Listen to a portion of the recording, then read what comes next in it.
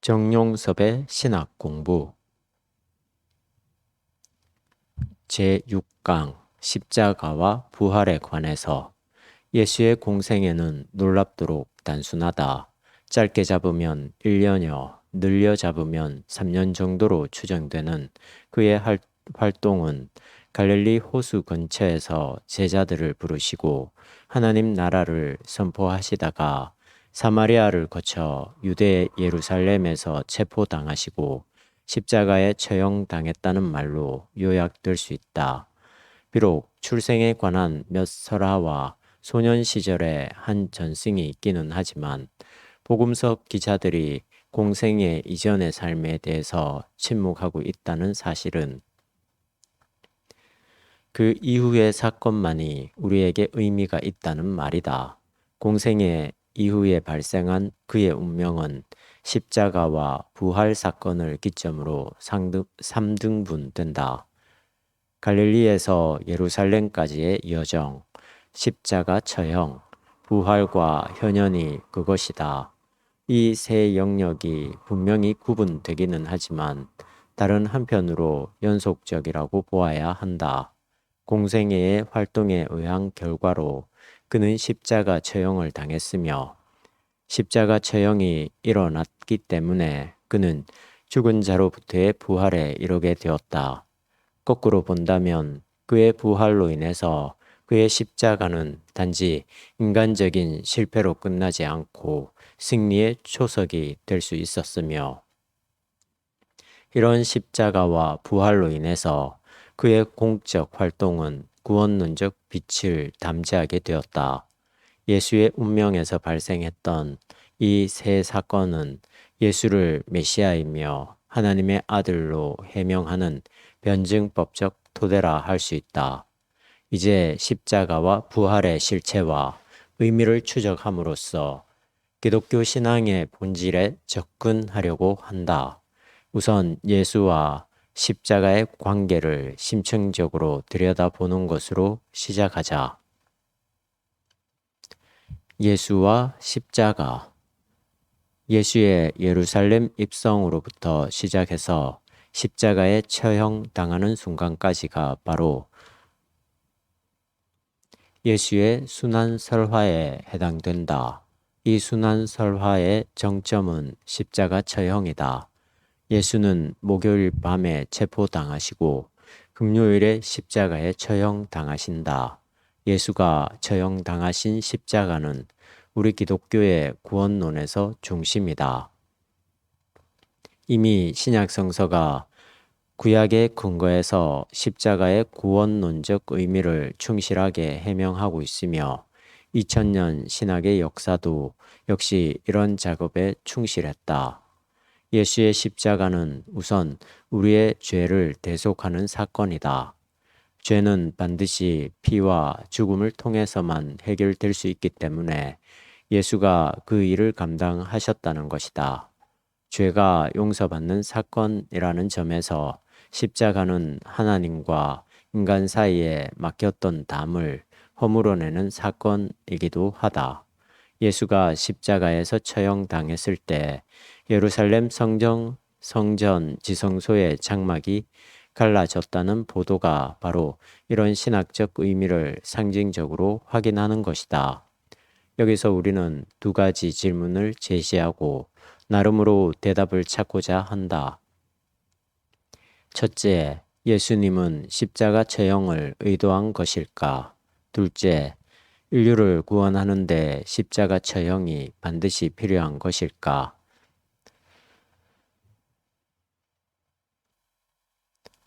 만약 복음서를 진지한 자세로 읽는다면 예수가 십자가 처형을 의도하지 않았다는 사실을 확인할 수 있다.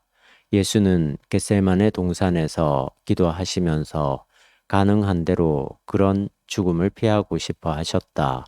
비록 순간적인 유혹에 불과했는지 모르겠지만 예수는 왜 인류를 구원할 사명을 피하려고 했을까?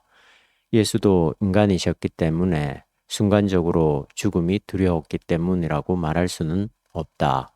억울하게 죽어야 할 경우에 또는 국가와 어떤 이념을 위해서 죽어야 할 때 과감하게 나서는 사람들은 제법 있다.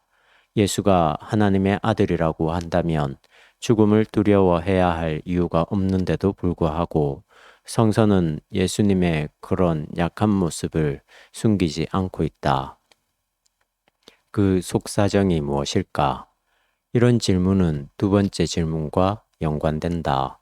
만약 십자가 처형이 인류 구원의 길이라는 사실이 분명하다면 예수가 그 길을 마다할 이유가 전혀 없었을 것이다. 물론 예수가 십자가 처형을 노골적으로 회피하려고 했다는 뜻은 아니다. 2살장의 어린 양처럼 그는 인류가 죄의 용서를 받아 구원받게 하기 위해서 우리를 대신한 죽음의 길을 가셨다는 게 성서와 신학의 가르침이다. 이런 가르침이 기본적으로는 옳지만 우리는 이렇게 교리화한 가르침 이전에 십자가 처형의 실체를 알고 싶은 것이다.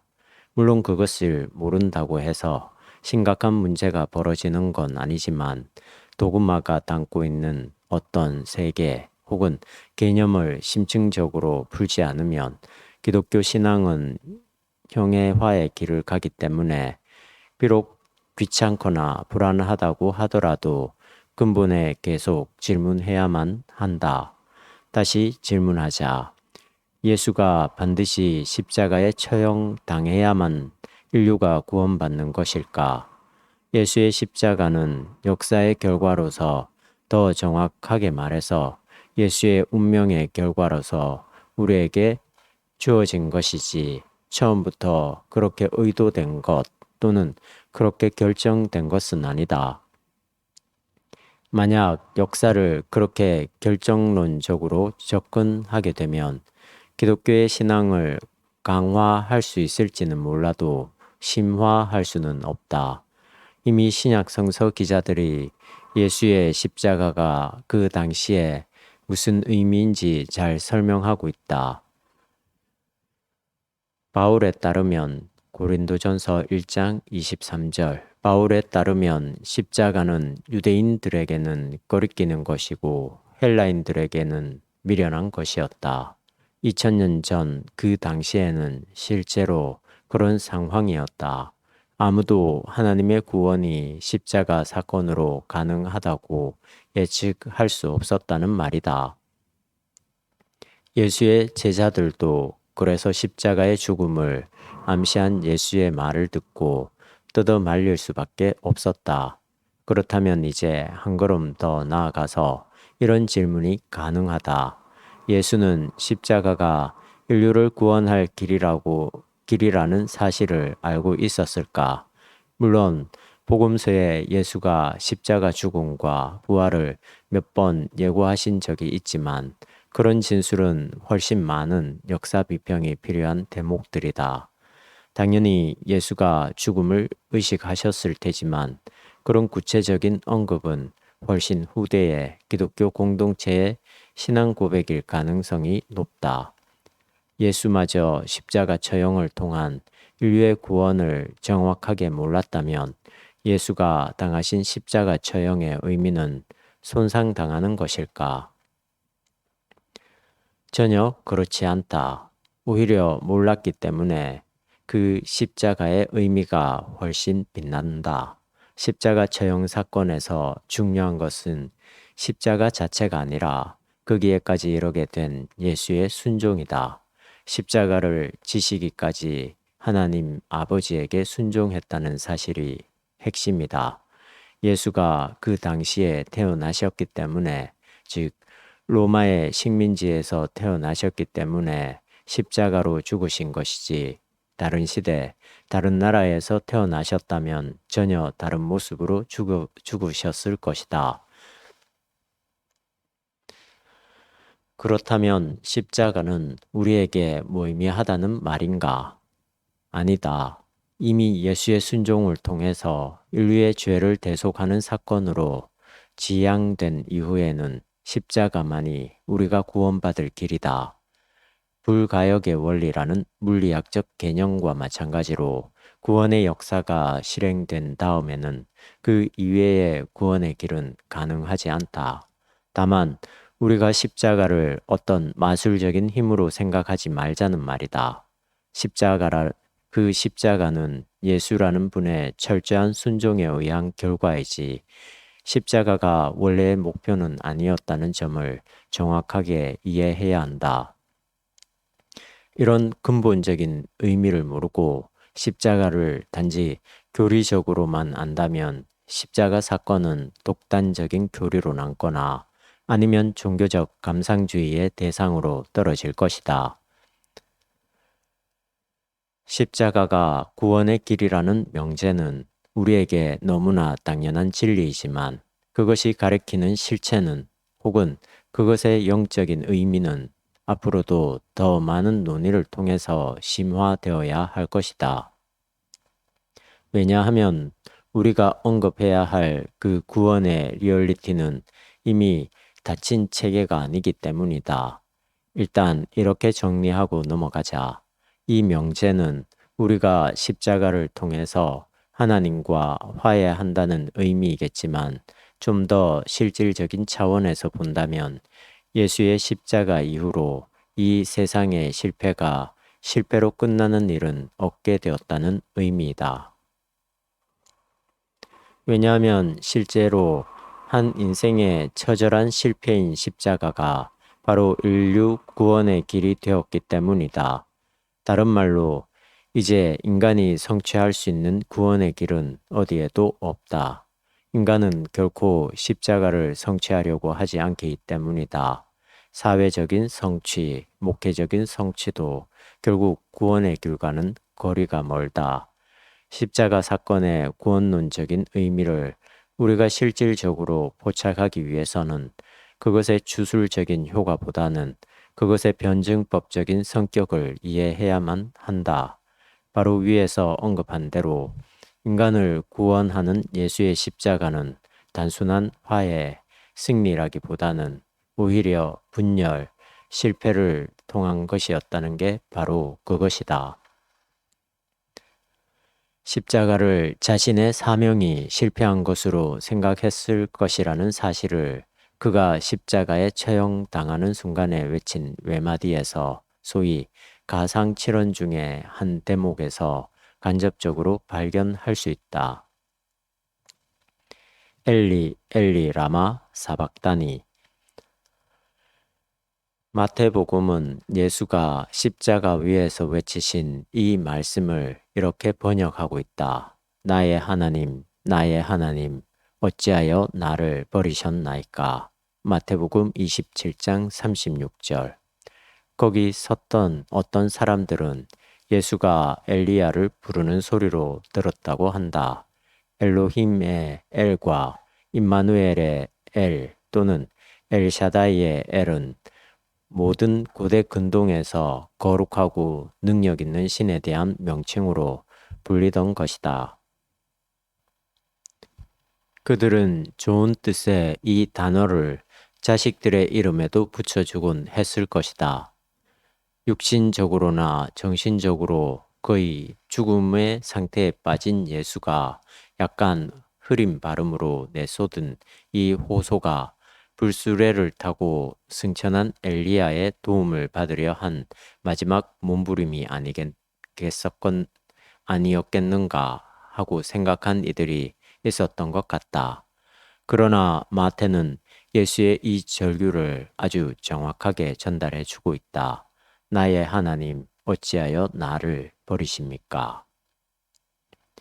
예수는 왜 그 절체절명의 순간에 이런 나약한 소리를 질렀을까? 이왕 이렇게 된 마당에 하나님 만세를 외치다가 죽는 게 누가 보기에도 훨씬 떳떳한 것으로 보일 수 있는데 말이다. 우리는 몇 가지 가능성을 추정해 볼 수 있다. 첫째, 예수도 우리와 똑같은 인간이었기 때문에 억울한 죽음 앞에서 이러한 하소연을 또는 원망을 할 수밖에 없었을지 모른다. 그러나 누구든지 죽음 앞에 직면하게 되면 지금까지 붙들고 했던 모든 것을 회의하게 마련이지만 예수가 그런 십자가의 고통이나 죽음에 대한 공포로 이렇게 외마디 비명을 질렀다고 생각할 수는 없다. 예수가 십자가 처형이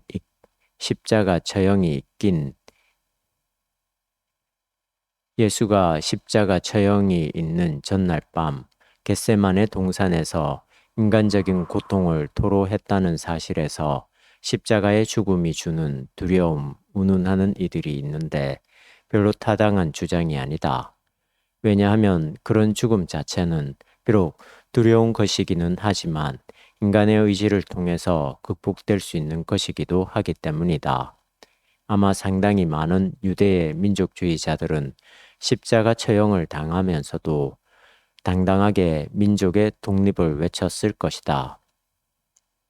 소크라테스도 억울한 죽음을 순순히 받아들였는데 만약 예수가 죽음의 고통 때문에 엘리, 엘리 하고 외쳤다면 그런 애국자나 철학자들보다 정신적으로 허약하다는 말이 된다. 둘째, 예수는 인류를 구원하기 위해서 이런 십자가의 고통을 대신 당하신 것이라고 생각하는 사람들도 있다. 인류가 하나님에게서 죄를 용서받기 위해서는 죽어야 하는데 예수가 우리를 대신해서 죽으심으로써 우리가 그런 책임으로부터 벗어났다는 말이다.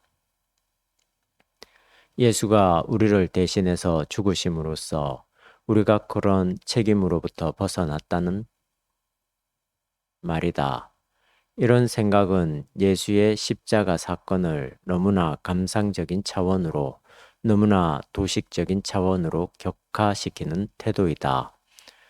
물론 우리는 예수의 십자가 사건을 구약 성서가 예언한 것이며 하나님이 예정한 것이라고 믿지만 이것을 지나치게 기계적인 역사 진행으로 몰아가면 십자가 사건의 보다 심오한 의미를 손상하게 된다. 만약 십자가 사건을 인류 구원을 위한 프로그램이라고 여긴다면 자체적으로 모순에 빠진다. 왜 하필이면 십자가의 죽음으로 인류가 구원받아야 하는가? 사랑과 전능의 하나님이 시간을 질질 끌지 말고 또한 예수의 십자가 사건을 통하지 말고 직접 인류를 구원하면 되지 않는가? 십자가 사건이 빼도 박도 못하는 어쩔 수 없는 예수의 숙명이었다고 한다면 그게 도대체 무슨 의미가 있는가? 십자가 사건을 통한 인류 구원은 감상적 차원이 아니며 또한 인간 예수가 감당해야만 했던 숙명도 아니다. 그렇다고 해서 예수의 십자가 사건이 인류 구원을 위한 길이 아니었다는 말이 아니며 구약의 예언자들이 예언한 사건이 아니라는 말도 아니다. 이미 하나님의 섭리 안에서 일어난 사건이었다고 하더라도 그것은 완료된 것이 아니라 열린 것이다. 그러니까 예수라는 한 역사적 인물이 있었기 때문에 십자가 사건이 인류 구원의 길이 된 것이라는 말이다.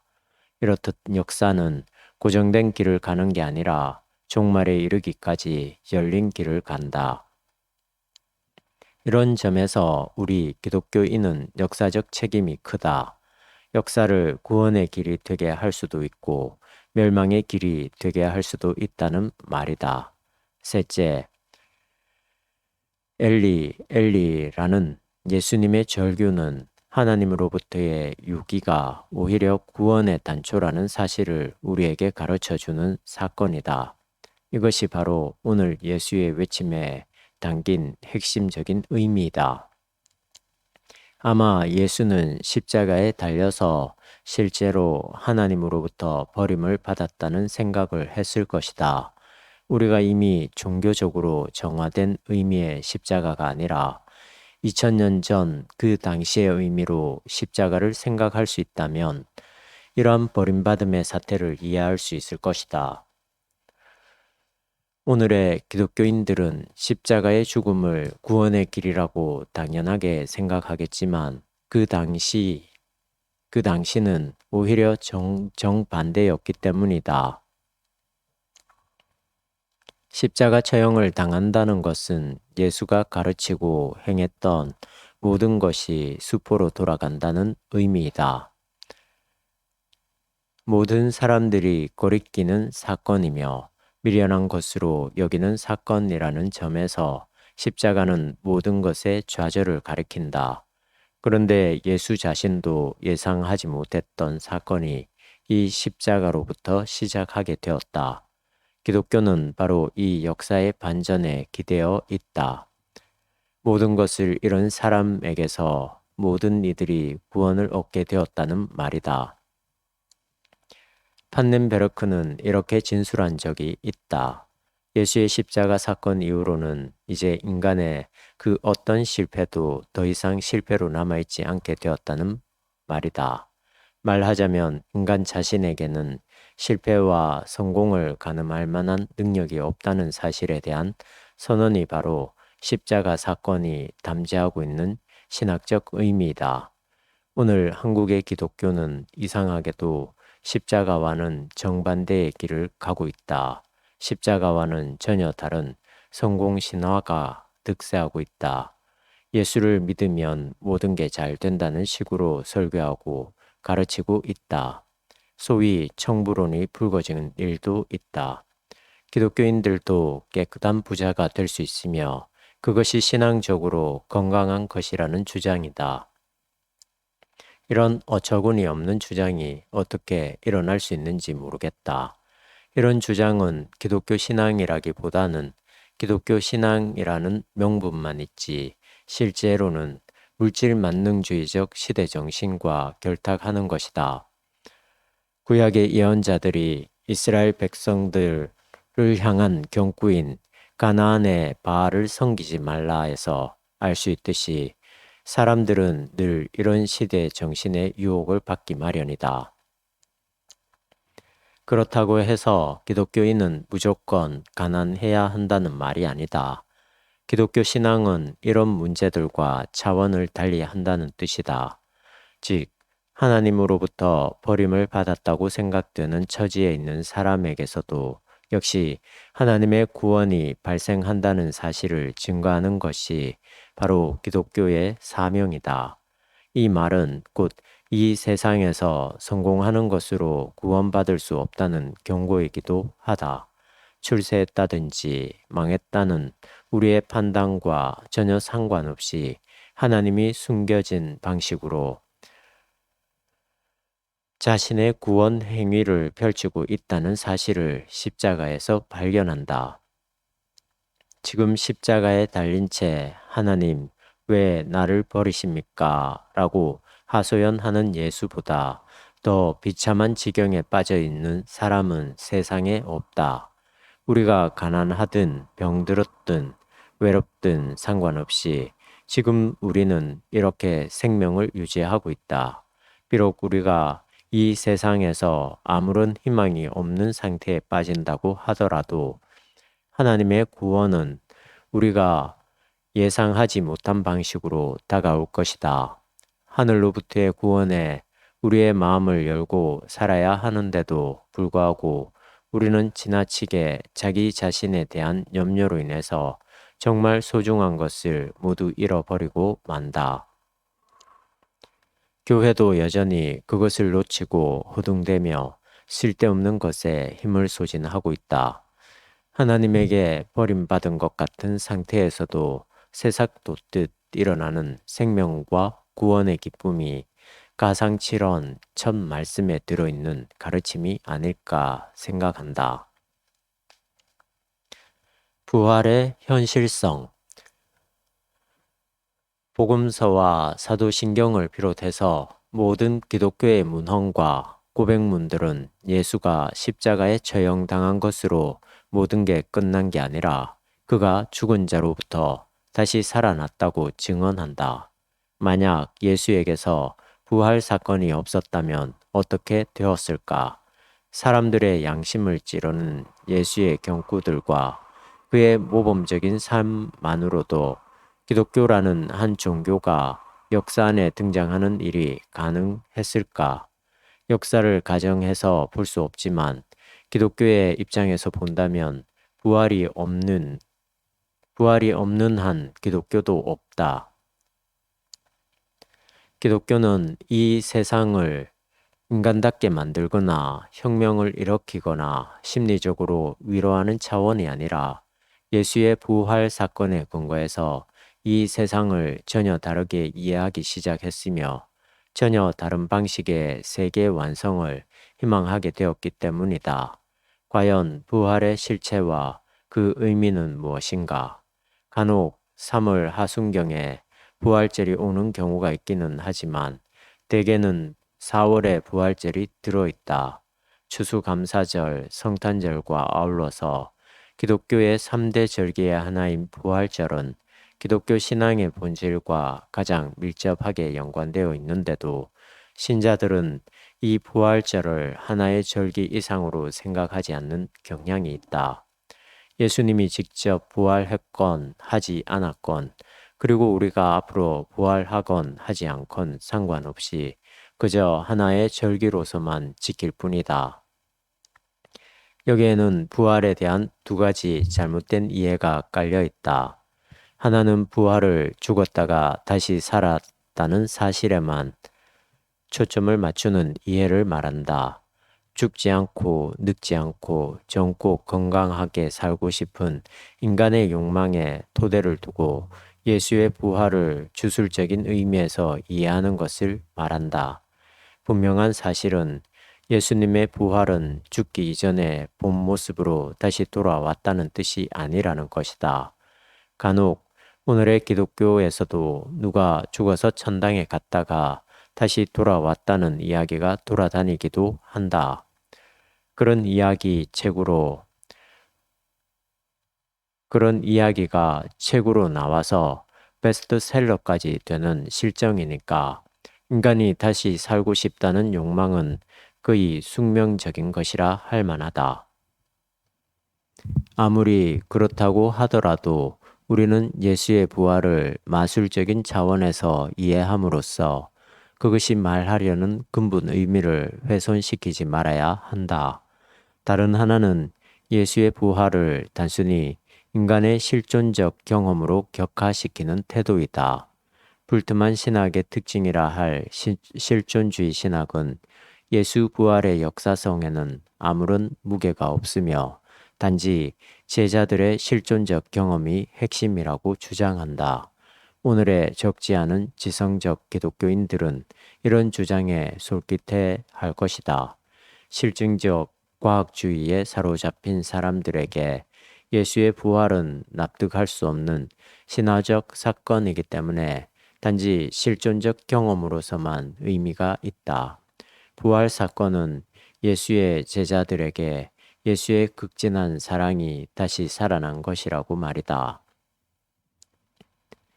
부활을 주술적인 차원에서 이해하거나 아니면 실존적 경험의 차원에서만 받아들이려는 이러한 두 가지 잘못된 이해를 극복하고 성서가 원래 말하려고 한 것이 무엇인지 찬찬히 살펴보아야 하겠다. 이를 위해서 부활에 대한 복음서와 바울의 서신들 그리고 구약의 묵시문학적 언급들을 전반적으로 검토하면서 아울러 오늘의 일반적인 생명 연구도 가능한 대로 종합적으로 다루어 가면 좋을 것이다. 이 자리에서는 복음서와 바울 서신만을 중심으로 이 문제에 접근해보자.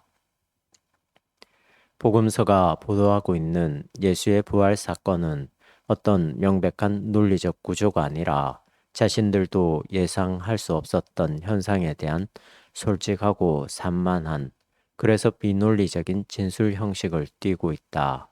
예수의 시체가 안장된 아리마대 사람 요셉의 가족 묘지 안에서 어떤 일이 벌어졌는지에 대해서 사실적인 묘사가 없다.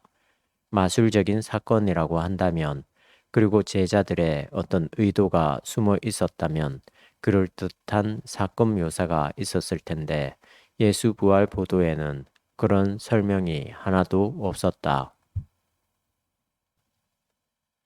자기들 앞에 현상으로 다시 나타난 예수는 보통 인간처럼 말도 하고 먹기도 했지만 다른 한편으로 흡사 홀령처럼 문을 닫아 두었는데도 이미 방 안에 들어와 있었다.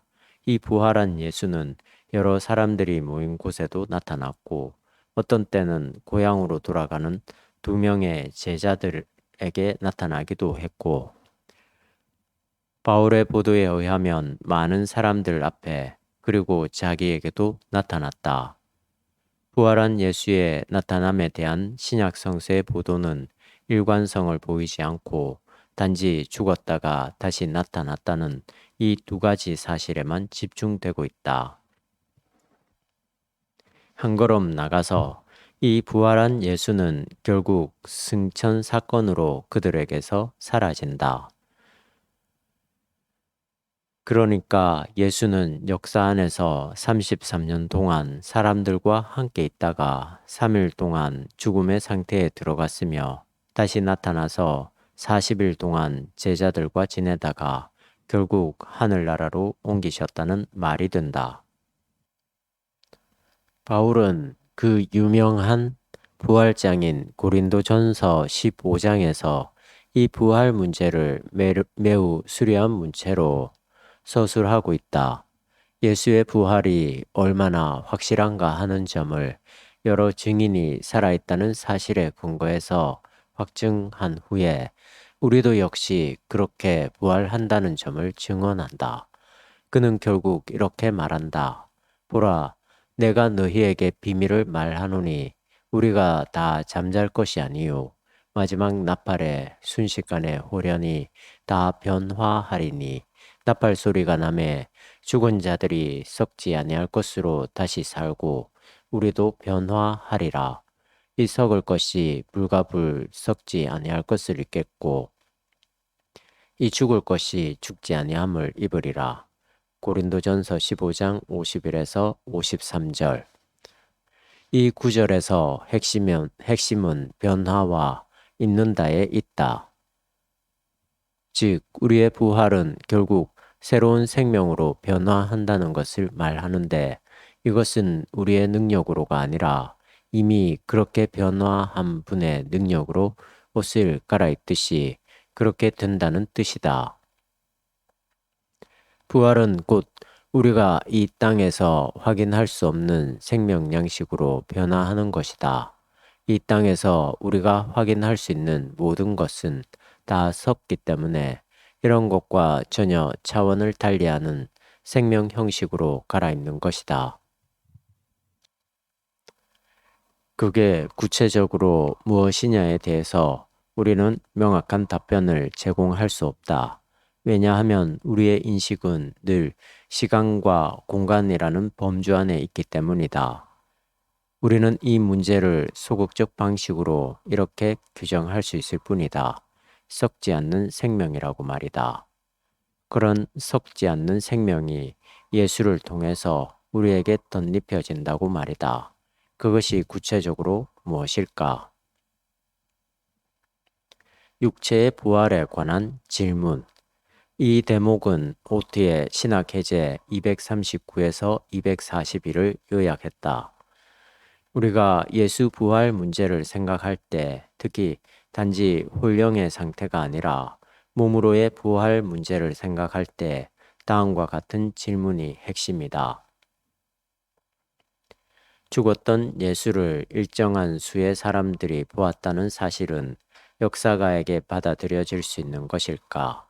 예수의 부활이 육체적인 게 아니라 환상적이었다고 하더라도 죽은 자로부터 부활하신 예수와 만난 사실만큼은 분명한 것이 아닐까? 이런 질문을 순수 역사적 관점에서 확실하게 차가짜 내기는 쉽지 않다. 특히 죽음에서 다시 살아난다는 것은 어떤 경우에도 불가능하다고 전제하는 자연주의적 교리를 내세우는 경우에는 더 심하다. 그러나 자연주의적 교리를 결정하는 것은 역사가의 일이 아니라 형이상학자의 일이다. 역사가는 과거의 사건과 사실을 분석할 뿐이지만 형이상학자는 미래를 포함한 전체 역사를 구성할 수 있기 때문이다. 역사가의 입장에서 역사가의 입장에서는 빈 무덤의 전설이 나중에 생긴 것이어서 바울이 아직 이 전설을 알지 못했다고 생각할 수 있다. 또한 예수의 무덤이 실제로 빈 것으로 발견되었다는 것도 생각할 수 있다. 우리가 순수하게 역사학적으로 실제에 대한 이러한 질문에 대해서 아무것도 말할 수 없기 때문에 여기에서도 완전히 다른 해결책, 즉 의미에 대한 질문의 해결에 의존하게 된다. 따라서 질문은 이런 식으로 정리될 수밖에 없다. 우리가 그리스도의 부활을 육체적으로 이해한다면 우리는 육체성을 논박할 때 보다 인정할 때 더 할 말이 많겠는가? 어떤 사람이 죽었다가 다시 살아났다고 하자. 비록 이것이 이론의 여지 없이 입증된다고 하더라도 우리는 무슨 종류의 사실 앞에 마주서게 되는 것일까? 그렇게 기록에 남길 수 있는 죽은 자의 부활은 아마 자연과학적 호기심의 대상으로서 의학이 놀랄 만큼 발전된 것이라 할 것이다. 그러나 그런 종류의 사건에는 우리가 예수 그리스도의 부활과 결부시켜 생각하는 의미가 전혀 포함되어 있지 않다. 즉, 기록할 수 있는 육체성은 아무것도 새 것을 가져오지 못한다. 이런 육체성은 부활절의 본래적인 의미와 아무런 관계가 없다. 예수의 부활은 나사로 부활이나 나인성 과부의 외아들의 부활과는 전혀 다르다. 예수의 부활은 일상적인 삶으로 되돌아오는 것이 아니다. 부활하신 예수는 일반적인 육체가 아닌 신령한 몸을 갖고 있다는 점에서 전혀 다른 차원의 사건이다. 오트는 이 육체적 부활의 사상에 두 가지 배경이 놓여 있다고 설명한다. 1. 부활하신 분은 십자가에 달리신 지상적 예수와 동일한 분으로 다시 인식되었다. 부활의 의미는 바로 이러한 동일성에 달려 있는 것이다. 이런 동일성을 전제할 때만 부활이 죽음의 한계를 뚫고 벗어나는 것이 될 수 있다. 2. 부활절은 이제부터 타당하게 될 진리의 단순한 문서화와 진술이 아니다. 이 사건은 순전히 선언만이 아니라 오히려 부활한 분과 현재 소통할 수 있는 길을 열어주는 것을 뜻한다. 신약의 부활절 보도에 의하면 이것은 부활하신 분이 자기 제자들과 함께 식탁을 나누며 사귈 때 표현된다. 이런 관점에서 볼 때 종교의식 속에서 부활절 이후에 공동체가 올려진 주님과 더불어 소통한 것이 이해될 수 있다. 여기서 이와 관련된 또 하나의 질문이 제기된다. 부활절은 결국 하나님의 거동에 대한 무시간적 암호는 아닐까? 즉, 하나님께서 모든 사람을 만나시는 양식과 방식을 나타내는 무시간적인 암호라고 말이다. 이러한 해석에서 역사적 인물인 나사렛 예수라든지 그의 부활 같은 일회적인 사건에 관한 이야기는 사실 필요 없는 게 아닐까. 우리는 이런 질문에 대해서 이렇게 대답해야만 한다. 우리로 하여금 하나님을 능가할 수 없는 요구와 대결하게 만드시는 분은 곧 십자가에 달렸다가 죽음으로부터 다시 살아나신 분이다. 이것은 십자가와 부활의 실존론적 의미이다. 즉, 십자가와 부활이 하나님과 대결되어 있는 우리의 실존에 무슨 의미가 있는가에 관한 논의이다. 우리는 그 이상의 것을 언급할 수 없다. 이 이상의 것에 관하여 하나님의 이야기를 버려놓는 일은 이를테면 자기 아들을 죽게 만들었다가 다시 살린 하나님 아버지에 관해서 말하는 것은 신학적인 게 아니라 오히려 신화론적인 이야기가 되고 말 것이다. 나는 부활하는가? 이제 끝으로 부활의 신학적 착상에 근거해서 부활을 신앙 고백적 차원에서 다시 정리하겠다. 성탄절의 절기는 기독교의 종파에 따라서 약간씩 차이가 나지만 부활절만은 모든 종파가 일치하고 있다는 건 그 부활 사건이 유대교의 유월절을 따르고 있기 때문이기도 하지만 성탄절보다 부활절이 훨씬 중요한 사건이기 때문이기도 하다. 성탄절은 기독교의 역사가 한참 흐른 다음에 즉 기독교가 로마의 국교가 된 이후에 태양력 중심의 로마 절기에 성립되었지만 부활절은 원시 기독교 공동체의 시작과 더불어 구성적인 요소였다. 극단적으로 말해서 성탄절은 없어도 기독교가 어느 정도 버텨낼 수 있지만 부활절이 없으면 기독교 역시 없다는 말이다. 바울은 이미 이 사실을 명백하게 인식하고 있었다. 그리스도께서 다시 살아나지 않으셨다면 우리가 전한 것도 헛된 것이요. 여러분의 믿음도 헛된 것일 수밖에 없을 것입니다. 고린도전서 15장 14절. 그는 예수의 동정녀 탄생이 없으면 기독교가 허물어진다고 말한 적이 없지만 예수의 부활이 없으면 우리의 모든 기초가 허물어진다고 주장하고 있다. 오늘날 많은 기독교인들에게 이 부활은 단지 신앙생활의 장식용품 정도로 전락하고 있다.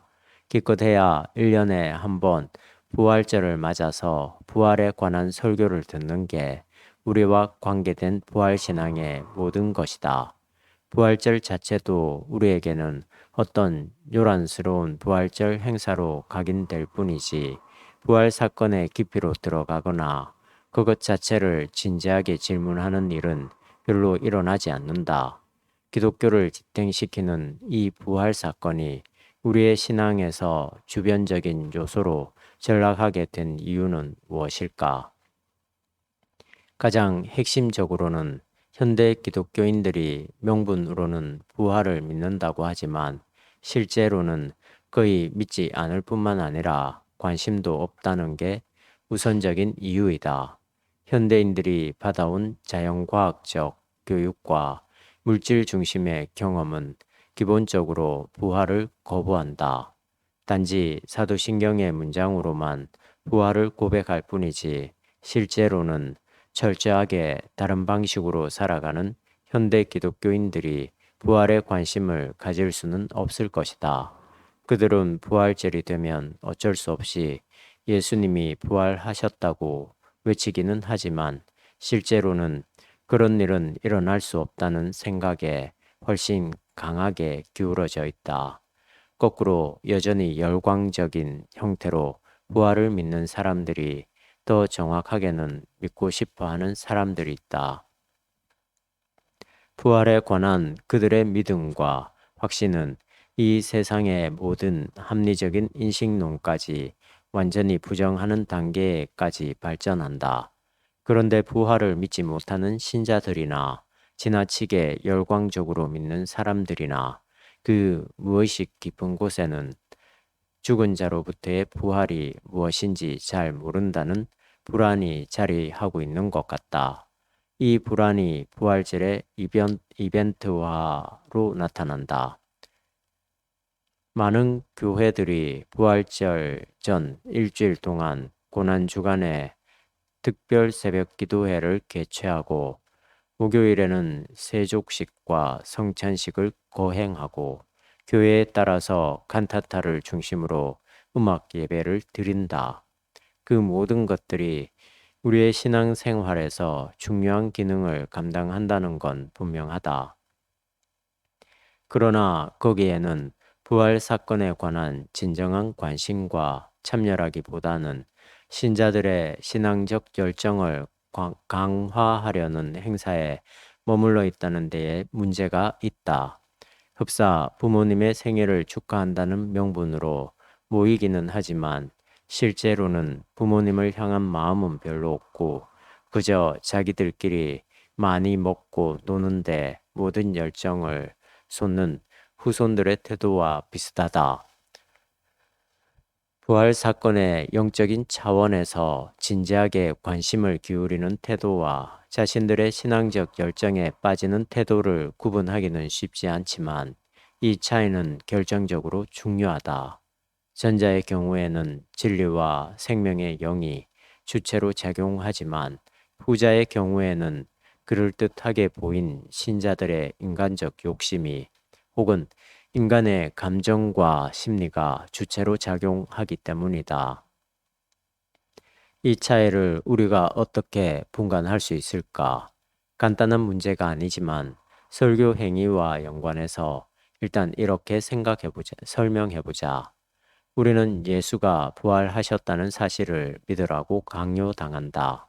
성서에 기록된 그대로 믿는 것이야말로 믿음이라고 말이다. 그것을 믿지 못하는 사람은 믿음이 없는 것이라는 협박까지 받는다. 이런 방식의 설교가 곧 인간의 열정에 치우친 설교이다. 이런 자리에서는 진리와 생명이 문제가 아니라 단지 믿을 수 없는 사실까지 믿어야 한다는 심리적 압박감과 아울러 믿을 수 없는데도 믿는다는 광신의 영만이 관건이다. 그렇다면 부활 문제에서 어떤 방식으로 접근해야만 진리와 생명의 영이 끌어가는 설교일까? 그 대답은 그렇게 거창한 게 아니다. 부활 자체에 관심을 기울이는 설교이어야 한다는 게 그 대답이다. 부활을 믿어야 할 사람의 마음이 중요한 게 아니라 사람이 믿어야 할 부활 사건 자체가 중요하게 해명되어야 한다는 말이다. 만약 부활의 심층으로 들어간 사람이라고 한다면 억지로 믿으라고 강요하거나 선동하는 일은 결코 할 수 없을 것이며 더 나아가 그의 해명이 실증적으로 완전하지 않다고 하더라도 우리는 그때 바로 믿음의 길을 가게 된다. 결국 여기서의 핵심은 기독교 신앙의 토대를 사람에게 놓는가 아니면 성령에게 놓는가에 있다. 성령에 의존하는 사람이라고 한다면 부활이 무엇인가에 대해서 질문을 쉬지 않는다. 즉, 한번 믿은 것으로 끝나는 게 아니라 본인의 세계 이해가 심화하는 과정에서 그 부활의 리얼리티를 훨씬 깊이 알기 위해서 끊임없는 사유 활동을 전개한다는 말이다. 이런 점에서 우리는 우리의 영혼을 걸고 이렇게 질문해야만 한다. 나는 정말 부활하는가? 이 질문의 의미를 더 정확하게 이해하려면 다음과 같이 질문해야 한다. 나는 어떻게 부활하는가? 어느 정도 기독교에 대해서 알고 있는 사람이라고 한다면 예수의 부활처럼 우리가 부활한다고 말할 것이다. 그렇다면 이 질문은 결국 예수에게 일어났던 죽은 자로부터의 부활에 관한 질문과 같은 것이다. 물론 예수가 부활했다고 해서 우리도 그와 똑같이 부활할 수 있다는 보장이 어디에 있는지 대답해야겠지만 그건 또 하나의 다른 주제이기 때문에 여기서는 접어두기로 하자. 과연 예수의 부활은 무엇인가? 예수의 부활을 설명하기 위해서 간혹 달걀을 비유로 들거나 봄에 피어나는 새싹을 비유로 드는 사람이 있지만 그런 비유로 이 숙제를 간단히 해결할 수는 없다.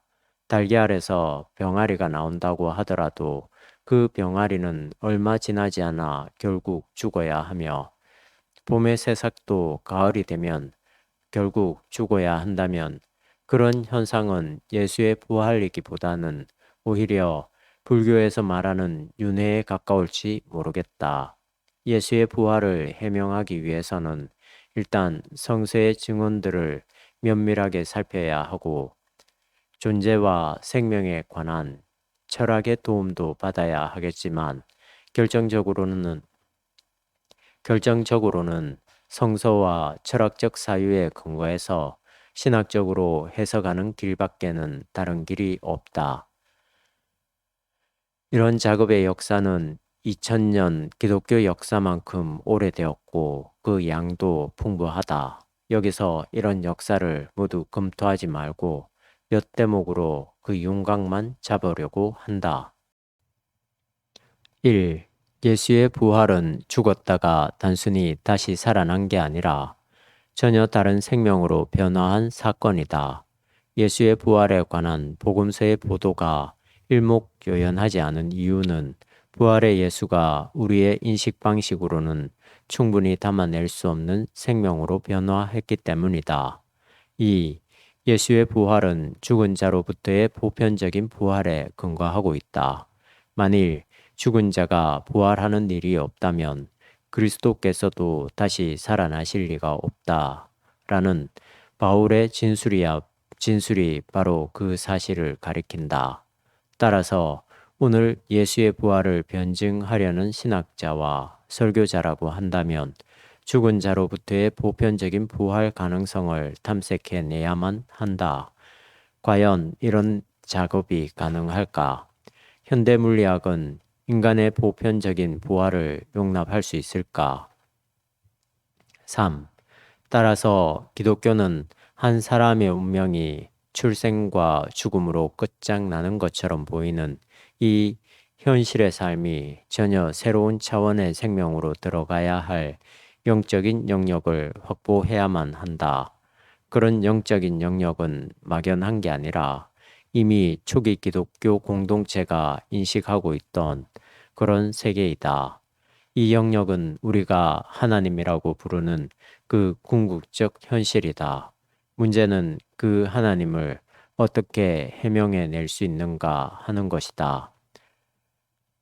4. 판넨베르크의 표현을 빌린다면 모든 것을 규정하는 현실성이라 할 그 하나님은 우리의 일상적 경험과 다르다는 점에서 신비이다. 우리가 그 신비의 힘을 여전히 인식하고 경험하게 될 때 아브라함, 이삭, 야곱, 그리고 모세처럼 하나님을 부를 수 있을 것이다. 5. 그 하나님 안에 숨겨져 있는 미래의 궁극적 생명의 현실이야말로 우리가 부활이라고 부를 수 있는 궁극적 세계이다. 6.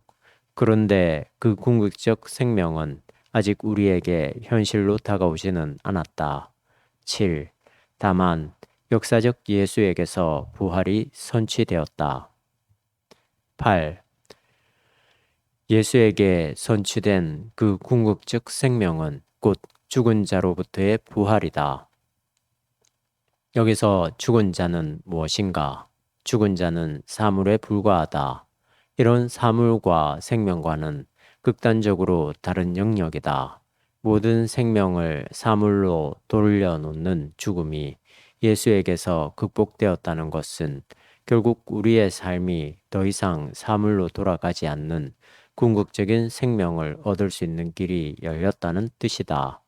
이를 다르게 표현한다면 예수의 부활로 인해서 이제 우리는 생명의 창조자인 하나님과 하나가 될 수 있는 가능성을 약속을 얻었다는 것이다.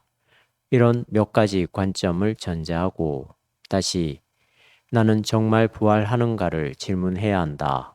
만약 우리가 이 땅에서 성취하고 싶어 하는 그런 삶의 재현이나 연장을 부활로 생각한다면 아무도 그런 것을 소유할 수는 없을 것이다.